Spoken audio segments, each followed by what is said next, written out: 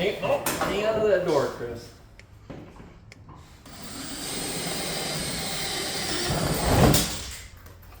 All right, so we're doing a little door removal here, and Lou, I'm just going to ask you, what's wrong with the door? Well, I mean, it would still suffice. It's getting pretty rough, and off season is a good time to replace anything that's too wrecked. And this one maybe we'll bandage it up, and it can be a backup door. But we'll replace this one. So that was a good time to do that, and check for anything else on the inside. So do we need to do this with the rest of the panels on the car, or? We'll check them over for sure. We probably won't replace everything, right? That can get to be pretty costly. Like on these are all fiberglass pieces, the quarter panels and the roof, and so those can be repaired a little bit more easily. The doors are aluminum, and they kind of get tore up once, and they sort of get stretched, and they're kind of hard to patch up. We've made do, of course, over the years, but especially like mid-season. But for right now, we'll get that door changed out. Now I noticed you have some more panels, laying around. Do you kind of interchange some of them, or how does that work? Well, we just try and keep a few around, right, that aren't too bad. In case you really destroy a panel in the middle of the year, you got something you can throw on there quick. Yeah, because I'm a model car builder, and one of the things that we try not to do is damage some of our panels, and if we have to do them, we have to paint them. So this is a little different because you guys have the panels. Where do you guys buy the stuff from? 5-Star Bodies. 5-Star Bodies, really? Yeah, of course. And nice body. Oh, that's their pitch. Really? Okay. And so when you buy the panels, do they all come as one, or do you buy them in sections? Yeah, you can buy them as groups, or you can buy them in single pieces. Anything from, you can just buy boxes of rivets from them, or you can buy a whole body, right? They have reskin kits, kind of like what we're doing right now. Most of the time, anything below, the top of the door around the whole car is what gets banged up the most. So that'll be part of their reskin if you wanted to. But, we'll probably, both doors, both front fenders, nose cone, we could probably handle repairing a couple of these rear ones. Now, before I go any further, I just want to let you guys know it is shop night, and you know what that means.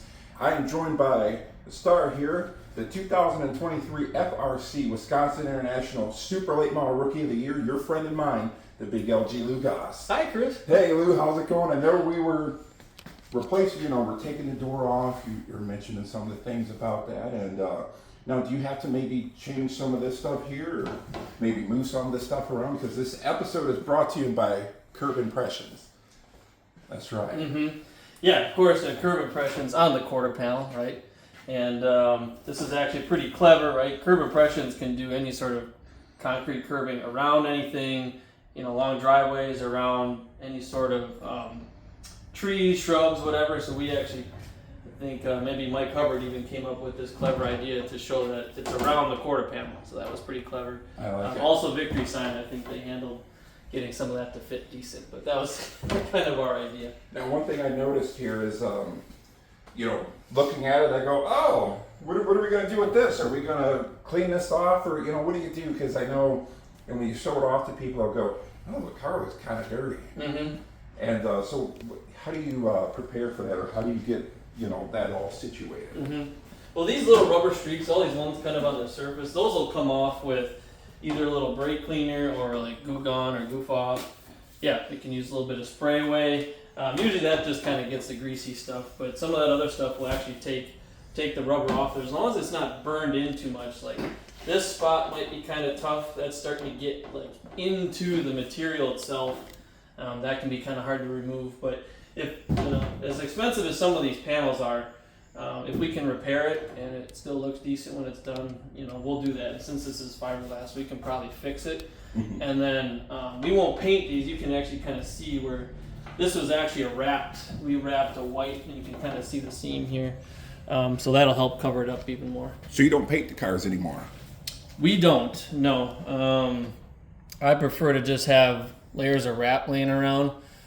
Usually just white or black, right? We've gone with the white car for the last few years. I think it's nice. It shows a lot of the rubber marks, but it looks really sharp. And one of the things that I'll notice between the white and some of the darker color cars is you can lean against the car when it's extremely hot out and not have to worry about, But, you know, I noticed you said there's a wrap, because back in the old days, my dad raced, they used to paint the car. You bring in the huge airbrushes and you're painting the car with them. So Yep. the wrap saves you time.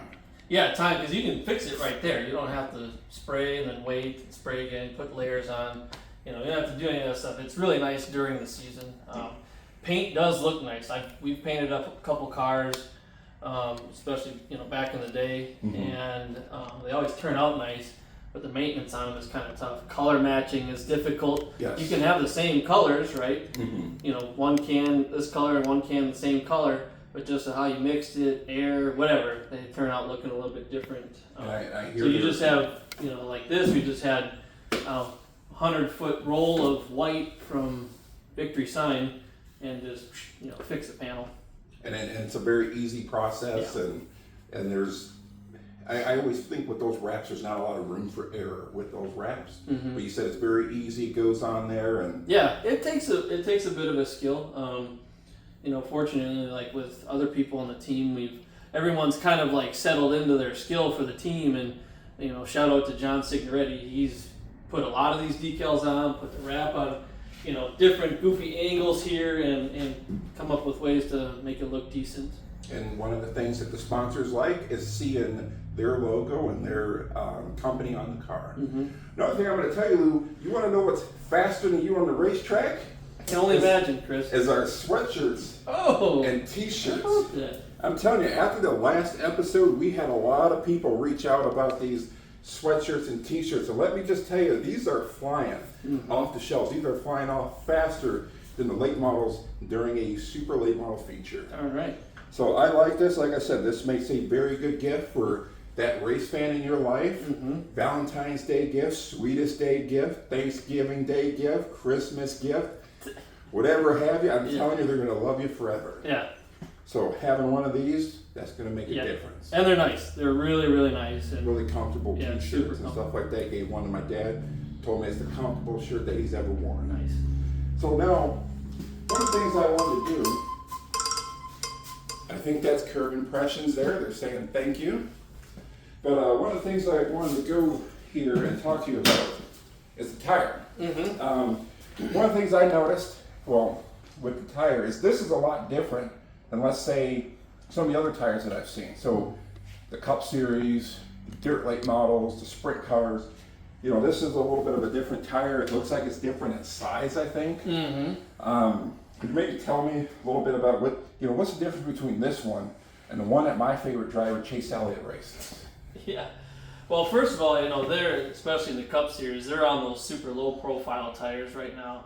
And they're a radial type tire, right? So the way the fabric is rolled through is different.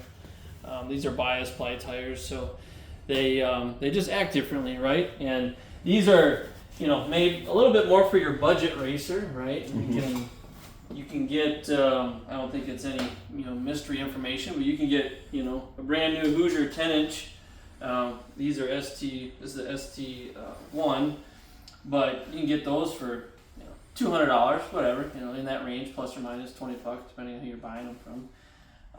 But like when we had the NASCAR truck, they were $500 a piece, each tire, right? So that's a big thing. But, you know, those are made to go, you know, faster speeds. They're probably, I don't know, you know, to be honest, I don't know the compound differences. I would guess they're even softer because they're only made to, you know, run a short, you know, 50-lap run or whatever, wherever they're racing. Whereas these, you know, ST1 tire, you can get a couple hundred laps out of it and they'll still have, you know, decent grip. You know, it won't be like when it's new. Especially for some of the tracks that we go to. Yeah. One of the things, you know, I was watching a race with a friend. We were watching the State Fair race at Minnesota. And one of the things they said to me, she says, well, why do they have to set the tire pressures a certain way? You know, and I told you I play a lot of the video games and I set my tire pressures a certain way. So for the super late model tire, because you guys are switching to a different tire, when I'm setting my tire pressure, I set everything at 15. So let's say we're going to Wisconsin International Raceway. How do I set my tire? Like, how do I set this side versus this side? And why would I do that? Yeah, well, you know, different information like your tire temperature gauge and even your tire wear gauge, right, will kind of show you how things are wearing, right? And if you're overinflated, just like even on your street tires, some of you can see that the middle section is going to wear more or be hotter, right? Because the tire kind of wants to crown some a little bit, right? So if you lower that air pressure, it kind of flattens out that surface, and you'll get a little bit more even heating and even wear across there. Now, like to your comment about, you had the same pressures all the way around, that might work, I suppose, but I would think after a while that those right sides are probably going to get tore up, right? So generally the right sides are, have a bit more pressure in them because they take a lot more of the load, right? As the car rolls through the mid-turn, it loads those right side tires up a lot more, and that little extra pressure helps keep the strength in that tire. A lot of the racers say you're in the corner with the right side, so you want to set them this way, but does it also depend on how you're setting the caster and camber on them? Yeah. Oh yeah, absolutely. Right. Like I think even at the Halloween last fall, one of the last adjustments we made before one of the races, I think we went down on the right side pressures like 2 pounds, and that really helped the car a bunch. Right. We were off by a little bit on the pressures, and got a little advice, and it helped the car a bunch. Yeah. So one of the things is, if I'm going to set my tire pressure, I'm probably going to go off of maybe what I've seen in the speeds, and maybe set this side split from this one. So maybe set this side at maybe 12, and maybe set the other side at 15, and just kind of see what it looks like after that. So maybe set this side a little higher than this side, since I'm entering the corner with the right sides. And then after that, kind of see where it's wearing in the outer middle and inner, right? Yeah, wear and tire temps, right? That basically tells you everything, right? A lot of it comes down to tire feel, or driver feel, excuse me, but you also got to take that. That's basically some of the only information we have, right? Actual physical information about what's going on the track, other than lap time, right? Is tire temps. Those are the final reading, right? Or you have some ride height information, that sort of stuff, but other than that, anything that's live or how it wears, right, at that moment, it all comes from the tires, right? Tires are super important, and we paid a lot more attention to that this summer. It helped. Now, we have a really good tire guy, so that job of that tire guy is to make sure that he's relaying that information to you after you come off the track. How soon after you come off the track should he be checking the tire pressures? Because one of the things, when I worked on some of these teams, they get that car right up in the air, and he's checking them, and he's writing them down, and he's measuring them. Yep. So how soon should he be getting that information to you? Yeah, you want it as soon as possible, right? So you can kind of get it close to as hot or as right size as it's going to be as it was on the track. But probably more important is just being consistent in the same amount of time, right? You don't want to immediately do it right after, and then the next run you waited 5 minutes, right? You're probably going to miss some information. The tires will have cooled some, they'll change in size, all that stuff, right? So maybe at times you're almost better waiting a minute or two. That way you can be hitting the same time every time, because goofy stuff happens when you come off the track, right? Sometimes there's a cluster in the pit or whatever. The guys couldn't get over there for some reason, right? And they had to cross the track. There's, depending on how the tracks are set up. So maybe if you just set that consistent time, that's the biggest thing, is being consistent. And after our last episode, when we talked about the adjustments and things like this would play into that, which would dictate what we would maybe adjust on the car based off what we see with the tires. Absolutely. That's very interesting, and I liked it, and I'm glad that you explained that to me. I feel like I've seen everything, and I don't know what this is doing here. Yeah, I'm not sure why somebody stuck a fan in the car with no engine and it's not running, so I don't know. Guys are always playing pranks around here. I mean, the car is really cool. You think they were just using that to kind of emphasize that they're cooling down the car? I think they were trolling our show. That's not cool. That's not cool. But, one of the things that, we do want to maybe preview for next week. We're having more updates done in the shop. Yep. I believe, you're getting some wiring and stuff done. Yep. Heating and everything will be finally fixed and everything. And then we'll have maybe some more body work that we're doing on the car. Yeah, I think we'll just, kind of take it 1 or 2 panels at a time. It can be kind of overwhelming if you just attack the whole thing and have to order a bunch of stuff at one time, right? Because not only do you have a race season budget, but you got an off-season budget too. Well, and you don't want to make sure that you're tapping into your own bank account, No racer's ever done that. That's right. Racing isn't really expensive. No, cheap. Yeah. You know, with the partners we have, it's Yeah. really easy, but. It does you know, help. so we'll have more body work that we'll be doing, and then will we be doing anything on the inside of the car? We will address some of that stuff. Yeah, we'll address some of that stuff for sure. It's I pretty much I like how it's set up, but it could probably use a good cleaning if anything. Yeah, I think that's probably about it, really. I think maybe the belts are due for replacement. I think that's a thing. Those have, like we talked about in the last episode with The bladder. bladder and the fuel cell. The belts have a have a time on them too, where you gotta replace them. I think it's every 2 years old, so we're due for those. And do those get inspected at all, and maybe go to the track to one of the officials look at the belts? Yeah, they'll take a peek at the tag, which is usually on this closest belt, I think. Or maybe it's on this shoulder belt. Get it quickly. One of the hot selling items here.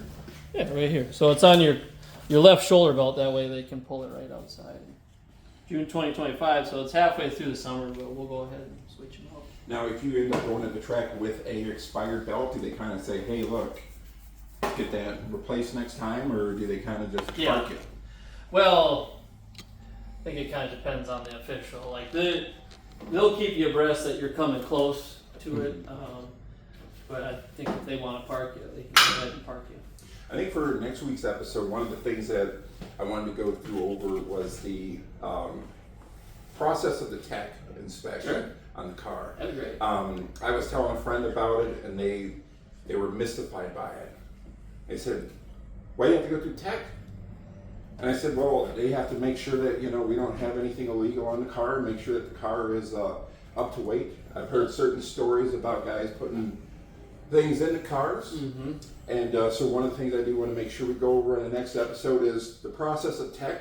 Is it nerve-wracking for you? How do you feel going through it? Sure. I know for me, it's always make sure I don't have my hand on the car or anything when you have it up on the scales, or I'm not leaning on it. Yep. Or one of the things they always tell us is, does the driver have his water bottle in the car? Oh, okay. But so we'll do that. We'll go over that next week. And like always, it's shop night. You know what that means. It's Chris and Lou. You guys have a good one. Nice job.